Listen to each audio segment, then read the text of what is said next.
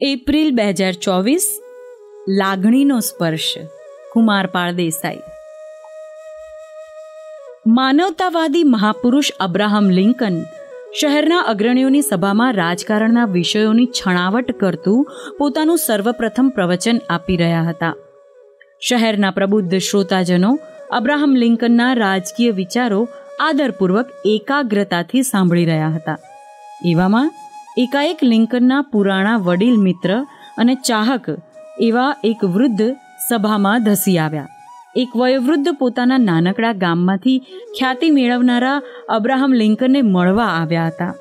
સભાજનોને કોણી મારીને ખસેડતા આ વૃદ્ધ છેક મંચની નજીક આવ્યા.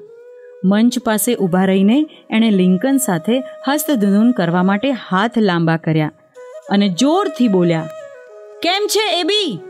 ગામડાના વૃદ્ધજને લિંકનને એના ટૂંકા નામે બોલાવ્યો અને એ એટલા જોરથી બોલાવ્યો કે લિંકનના રાજકીય વિષય પરના વક્તવ્યના શબ્દો દબાઈ ગયા. લિંકને પોતાનું ભાષણ અટકાવીને તથા મંચ આગળ આવીને નમીને પેલા વૃદ્ધજનને કહ્યું, "તમે કેમ છો અંકલ જીમી?" આમ કહીને લિંકને વહાલભેર મળવા આવેલા વૃદ્ધજનને મંચ પર બોલાવ્યા અને પોતે જે ખુરશીમાં બેઠા હતા એ ખુરશીમાં એમને બેસાડ્યા. લિંકનની ખુરશીની બંને બાજુ જિલ્લાના અગ્રણી નેતાઓ બેઠા હતા. વૃદ્ધ ગ્રામજનને એ બંને વચ્ચે સ્થાન લીધું અને લિંકને પોતાનું પ્રવચન આગળ ચલાવ્યું. ગામડામાંથી આવેલા જીમીને પ્રવચન શું હોય છે એની કંઈ ખબર નહોતી. સભા કોને કહેવાય એની કશી સમજ નહોતી. એને તો આસપાસ બધું ચિત્ર વિચિત્ર લાગતું હતું. થોડી વારમાં એ અકળાઈ ઊભો થયો અને લિંકન પાસે જઈને એકાએક પૂછ્યું, "અરે એબી, માફ કરજે, હું તને પૂછવાનું તો ભૂલી ગયો કે મેરી કેમ છે? તારા સંતાનોના પણ ખુશી ખબર મેં પૂછ્યા નહીં."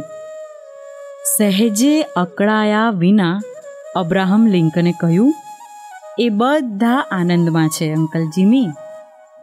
આટલું કહીને લિંકને સહેજ હસીને પોતાનું વક્તવ્ય આગળ ચાલુ રાખ્યું.